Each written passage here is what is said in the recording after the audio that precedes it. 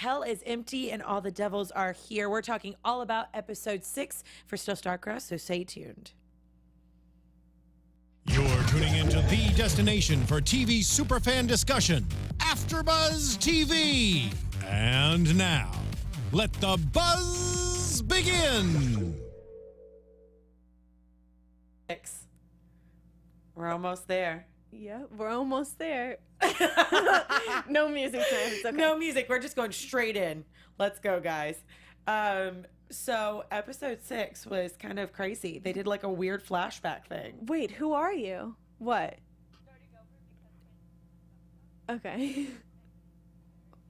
Okay. Fantastic. Let's do this all over again.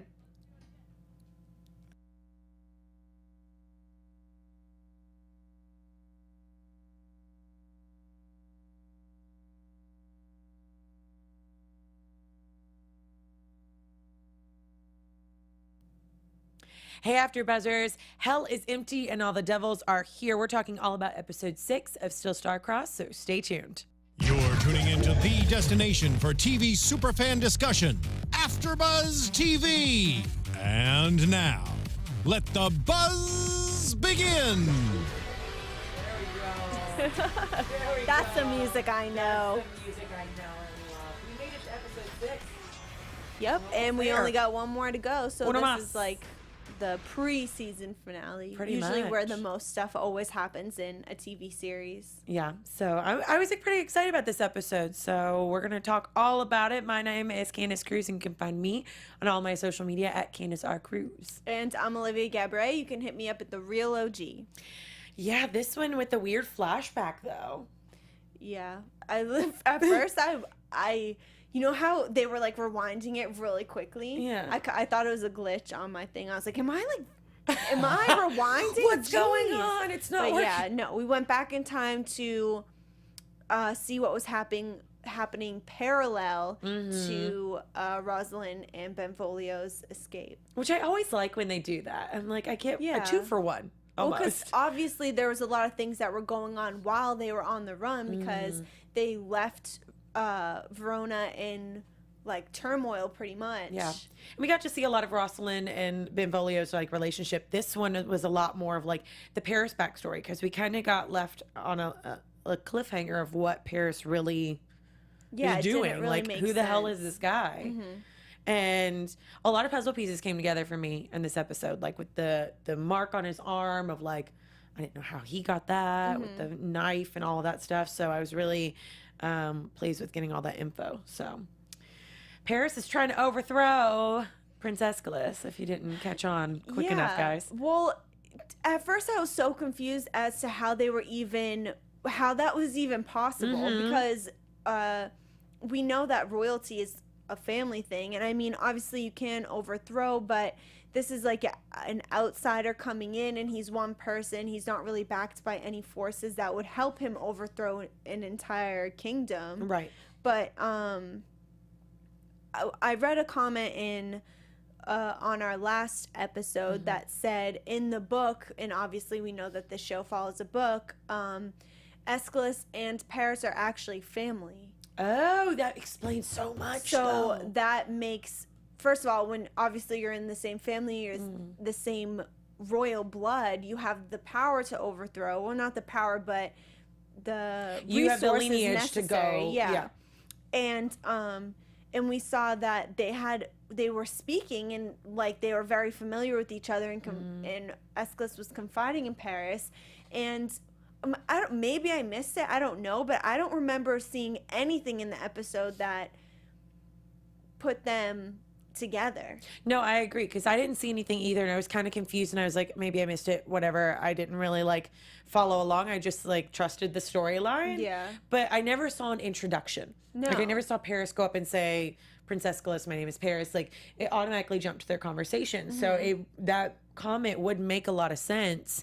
I'm hoping they clarify and, deny or Maybe confirm it's like that. maybe it's supposed to be like an aha moment in the season finale that we just ruined or something. Maybe. Because, this wasn't originally supposed to be the season finale next episode, though. Right.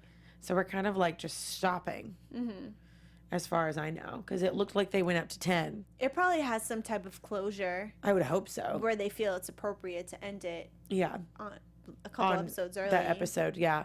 Well, we kind of see a little bit more of Lady Montague and Paris's relationship as well, going into all of that and realizing that all of this stuff that's been going on in this mass murder and chaos and this like masked group of people are all being run by the Capulet family. Right. Well, Who would have thought? We knew that Lady Capulet was obviously plotting something because I knew that Paris was held some type of value to her. Of course. And it just wasn't clear up until this point that she had ulterior motives to take over all of Verona. And it seems that these have been like long-standing plans because she brought him in to marry Juliet. So I'm wondering if all of this stuff has been in place regardless of the fact that Juliet was dead or not. Right. That Paris was going to marry a Capulet. Obviously, they thought it was going to be Juliet. And then they were going to inevitably take over the throne or try to take over the throne so that the Capulets could overthrow the Montagues and Capulet name, blah, blah, blah, blah, blah. All that other stuff. So it must have been something that she's been plotting for a very long time. Right. And Olivia would just be the substitute for Juliet since Juliet's no longer around.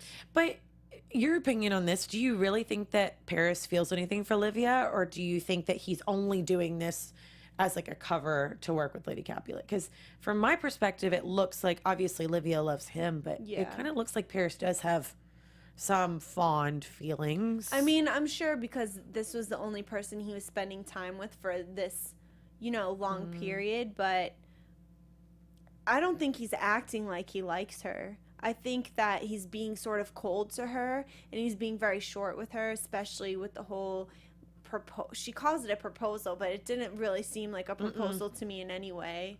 And he was very quick to turn on her and talk about her to Lady Capulet in a way that was like, I think that if he liked her, he wouldn't have had a conversation with Rosalind like he had. This is true, but at the same time, we do see Lady Capulet confront, Paris before he leaves. And I know we're jumping around a little bit, but when she was talking to Paris and saying, find Benvolio, kill him, and then find out everything that Rosalind knows about our plans and then kill her, he does seem like kind of upset about it. He's like, Lady Capulet, Rosalind is still a Capulet, and she's still Olivia's sister. Right. Like, so that was the only time where I really saw like an emotional Well, maybe that will come to tie. play later on. Not to toss in a prediction here, but I'm going to toss in a prediction. Do it, girl. That, if this entire thing really gets down to the last straw where Rosalind's about to die and he has to make a decision, do I kill her or do I not? Maybe his love for Olivia will suddenly flow through his bones and he won't have it in him to kill her sister. I hope so. I got really excited with that. I was like, oh, that's like Maybe, be wonderful. I don't know. But there was a lot of death in this episode, though, so I wouldn't put it past him. It was a lot of death, but it was a lot of premeditated, intentional death, like very calculated. Yeah. I mean, if we kind of run through everything, obviously you guys know the whole Cathedral stuff. Yep. That Capulet killed his architect, and then didn't he kill someone else before this episode too, though? I don't know. I just know that ultimately they can't afford it, so they had to kill people to make it look like there were other reasons why they couldn't finish the cathedral. And then Montague negotiated with Princess Isabella, and she was basically like, as long as I get my mural, sure, you can take it over. Yeah. So now Capulet's pissed, to say the least, and then now is trying to plot completely against the Montague family again.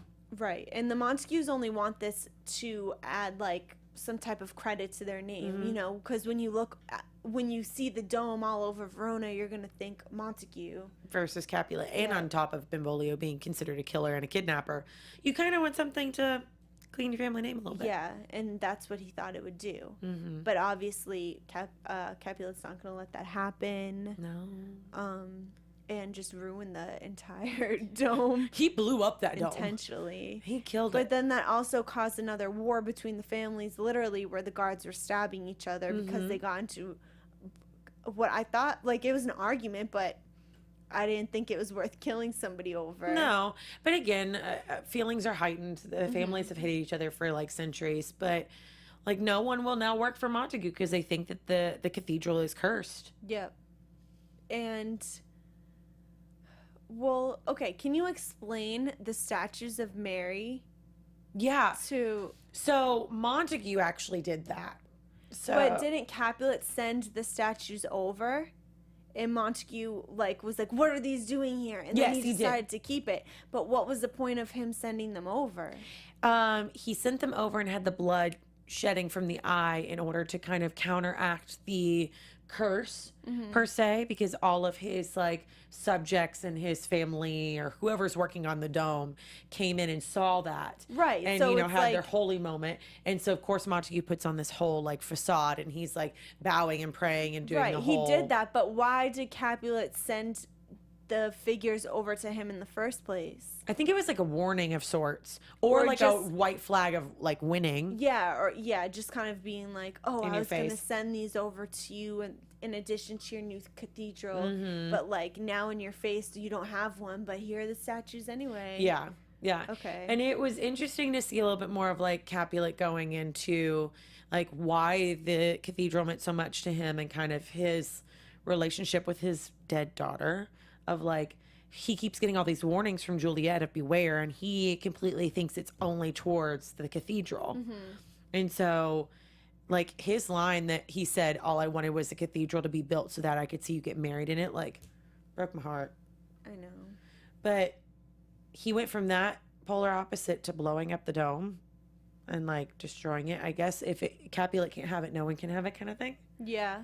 And he probably felt pretty airy about it, especially because he was having moments with Juliet over the cathedral. So, I mean, that was probably just the best, the best and only option he had, because it was out of his control at that point. Because if the throne gives it to the Montagues, really, what can you do about it?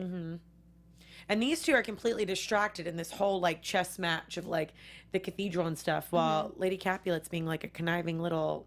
Yeah, on the low when no one... Because, right, all these things are happening and distracting from... You know, I feel like that's how overthrow...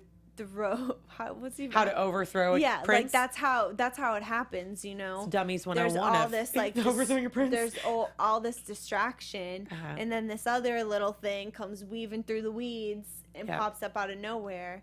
Everything she did was really calculated. So we see that a peasant went in and caused a massacre in the church. And that was her doing to make it seem like the prince was incompetent, right? Yes, and it was also after like sequence of events, like Paris and Aeschylus have their conversation, and Paris like offers his hand of helping to find Rosalind and Benvolio, blah blah blah. The prince denies it, and so in turn he's talking to Lady Capulet. She's like, well, how much blood are you willing to shed to be the whole Prince of Verona? So that's why they staged the whole like massacre. When all Verona is in turmoil, everyone looks to the prince to be there to fix it. And Prince Aeschylus even explains that now he understands. He was so frustrated with his father for forcing other people to fight his battles while he just sat on the throne, but he realizes that someone has to sit on the throne to basically hold down the fort while all of this is happening. And it's just a series of unfortunate events where things in Verona keep on getting more tragic and escalate to more wars and more fighting, and it's his job to really like hold it down.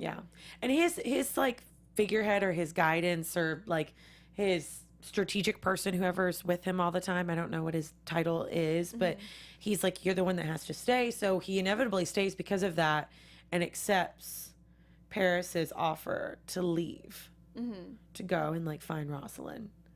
And that, so all of that was pretty well manipulated by Paris, and because Lady Capulet, I mean, the fact that it went so perfectly in their favor is the reason why this is television, because, you know, things never inevitably happen the way that you want them that to. was really well planned out, like far ahead, and the fact that the sequence of those events happened perfectly in their favor, where the peasant caused a massacre and the peasant was set up and caught for the massacre.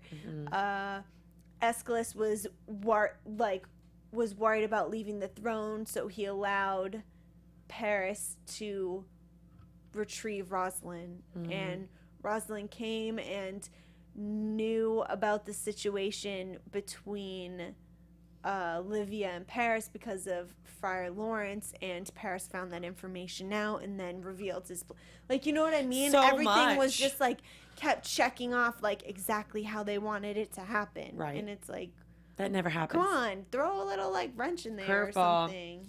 Well, I mean, with poor Prince Aeschylus too. Now the peasant actually had a lot to do with everything too, though. I think he was the wrench that kind of put a damper on kind of the way Their it went master out, though, plan. at the end, because the peasant goes to ask for money. Lady Capulet says, "I'll give you the name, the title, whatever." And obviously, like, pegs everything on him. Of course, like, dude, you're gonna get caught. Like, Yeah. you're gonna end up away. And they're talking to him, and he actually tells Prince Aeschylus, like, There's a prince. there's a new Prince of Verona coming. And he automatically thinks that it's Benvolio that he's referring to. And so he, like, picks up and, like, leaves. He's like, screw it, I'm leaving. I But don't that's care. stupid, though, because why would you think that Benvolio was about to be the prince? And There's nothing pointing towards that, but other than, like, he's been pegged for all those murders. right, but who, if this person is labeled as a murderer and someone you can't trust and someone who's on the run, who the heck is going to put him in power and listen to him? Nobody. By scaring people, by having that type of, like, I control. guess. But, I mean, it would make sense that they would peg it on Benvolio, because the peasant could easily be like, Benvolio is with me because this all happened before Benvolio was already gone at this point. So never mind, it couldn't have been Benvolio. Well, he was missing. No one yeah, knew where they didn't know where he was. So he could have been a part of it. But at the same time, the peasant expresses that he's like part of a larger Entity, team. yeah. Now, was he referring to Paris and Lady Capulet, or was he referring to, I mean, essentially all of these tragedies that are happening, that's like framing Benvolio, this, that, and the other thing. Is that all the doing of Lady Capulet in Paris? I think so. Or is this like a completely separate entity that's causing all these problems for them? I think it's all the same, as far as I can assume, which also leads me to think, I wonder if Lady Capulet actually did the harlot on the Right, the that's what I'm statue, like, saying, way because back when. we had all of these events that have been happening episode by episode that are causing friction between the two families, but we still haven't found out who that was. Now, we know that Lady Capulet is causing all the problems that are present, but no, there's nothing that, I mean, we can make assumptions that those were her doing as well to kind of to further break apart the families and leave room for a new prince to come through, because then it would reflect negatively on the prince and princess because they're unable to control all these. But really, that's just speculation, because there's nothing that really directly correlates all these events back to her. Right. When it's so obvious that all these events that are happening now is her them, doing. Yeah. But you know, like, like, I don't really know, because she's surprised by this kidnapping, whatever. But is she really? She wasn't surprised by because it? she found that note and hid that note. Because even at the end, if we fast forward to the end, where Rosalind's like, of course Olivia knows that I wasn't kidnapped, like, Oh, okay. because I see. left her a note, and he's like, oh, this note Oh. that never got to Olivia because Lady They're Capulet keeping it saw from it, her. took it, and Okay. she's like, kidnapping, blah, blah, blah, blah. So she set all of this up to, like, put on a wild Oh, man okay, chase for okay. Benvolio to, like, Makes peg sense. everything on him. Okay. I understand. I guess. It's just, there's like 50 Different storylines going on. and It's a there's lot, a guys. possibility, you know, the possibilities could really go in a lot of directions. Oh yeah, and I mean, I don't even know. The last scene that killed me was when Rosalind's finally had the full conversation with Paris, because we left off in the last episode of like, I know everything. How dare you do this? Blah, blah, blah, blah.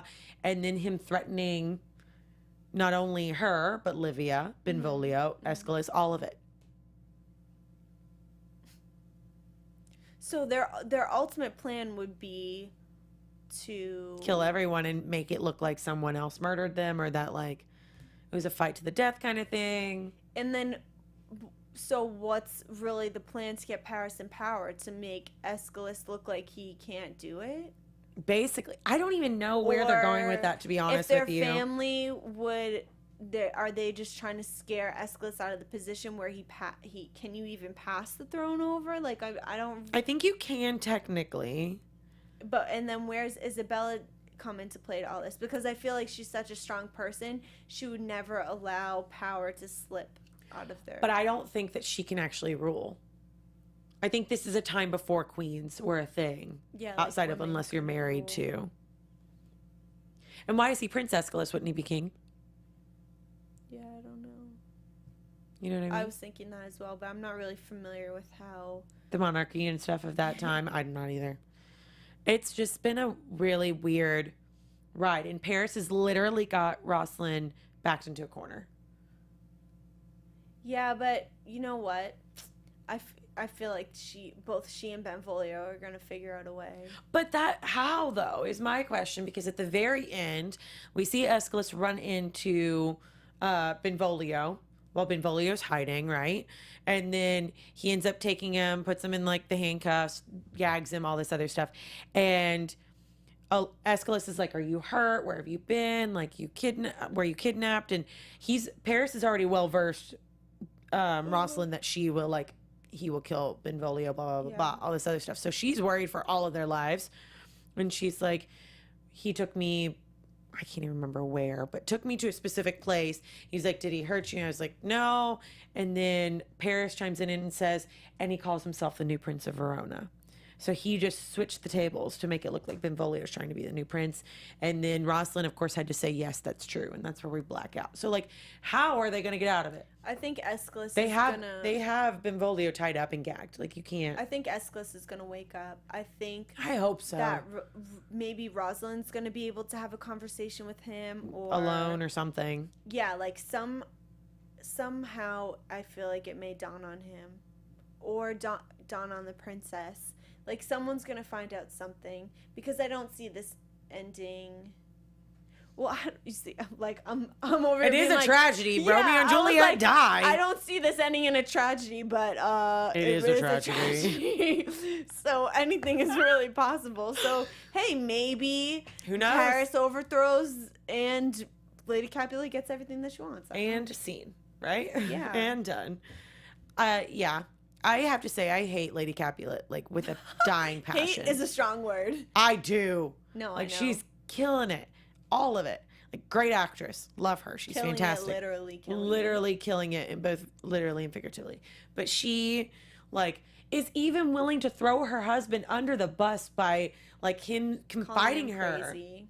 Well, she doesn't even really we already knew that she didn't really love him. Which he throws into her face, which I was proud of him for doing. Yeah.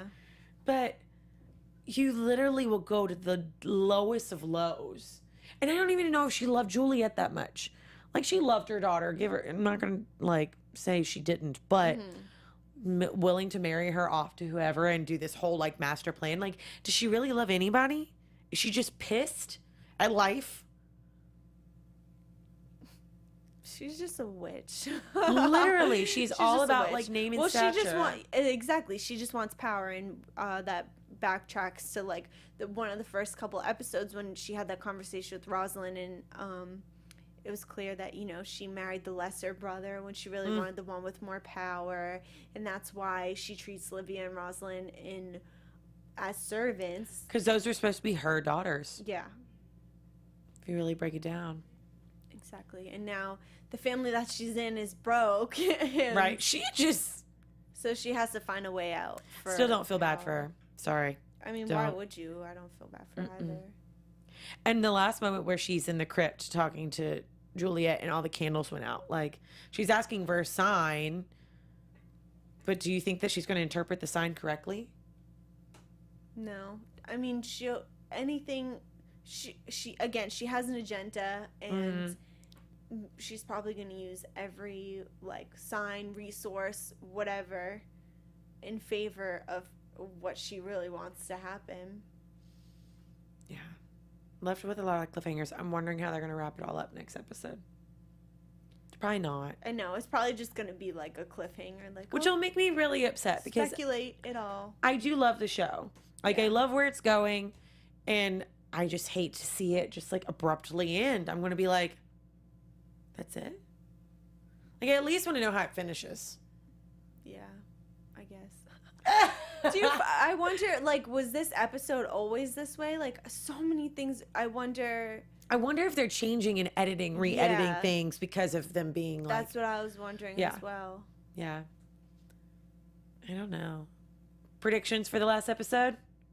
Well, that I tossed my prediction that... Ooh, thank you. Now, your AfterBuzz TV predictions. That I think that the prince is going to wake up and do something to prevent all of this happening. Rosalind's going to, slip him a little note, a little secret. I don't know. Just taking a wild guess. I think Paris will get overthrown and he'll die. You think Paris will die?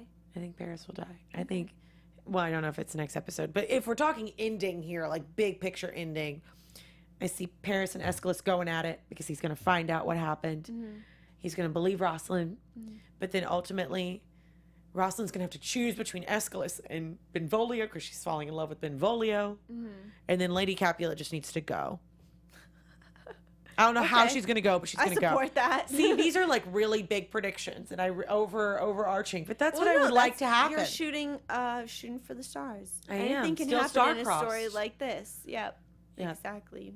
Yep. And I feel like Olivia will find another true love because she'll realize Paris is evil. Oh, yeah. I hope she finds out because I feel bad for her. She thinks this is like her real Prince Charming. What if Aeschylus falls in love with Olivia and then Rosalind goes with Benvolio? Mm-hmm. All right. I think Rosalind and Benvolio are going to end up together. I think those two, yes, for sure. So we'll put them over in this little pile. But what's going to happen to Prince Aeschylus and Olivia? I feel like maybe like she'll come to console him and be like, it's okay, Prince. I know she went with Benvolio, and then they'll fall badly in love. Maybe. But then ultimately Lady Capulet would be getting what she wanted still because one of her family is marrying into royalty. Yeah. But I think that they'll arrest Lady Capulet because they'll find her guilty for all of this stuff and all the treason, and they'll either kill her or put her in jail and like keep her there forever. Yeah, maybe. Happily ever after. You won't have to be a tragedy anymore. I mean, it is a tragedy in some ways still. Yeah, this is true. But still, I don't really care if she dies. This is true. I really don't either. Bye. Exactly. Well, we have one more. That's it. I love hosting with you, though. Yeah. We'll have to host again. For sure.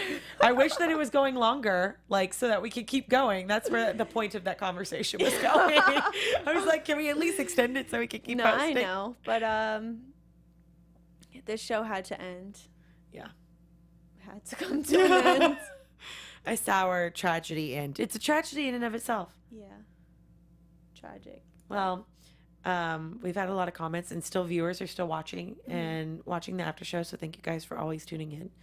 And we got one more week, and that's it. Yep, we'll wrap it up. All right, guys. Well, thank you so much for joining us this late Wednesday. We're on Wednesday. I'm losing track of days here. Almost probably Thursday. We're almost Thursday. So thank you guys so much for joining us. Again, my name is Candice Cruz, and you can find me on all my social media at Candice R. Cruz. And I'm Olivia Gabaree. You can hit me up at The Real OG. Bye, guys.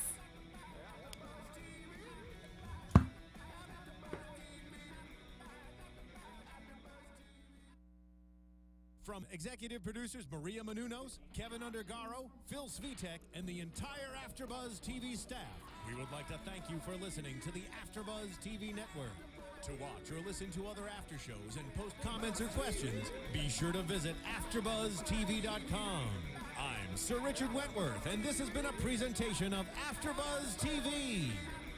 See you later. The views expressed herein are those of the hosts only and do not necessarily reflect the views of AfterBuzz TV or its owners or principals.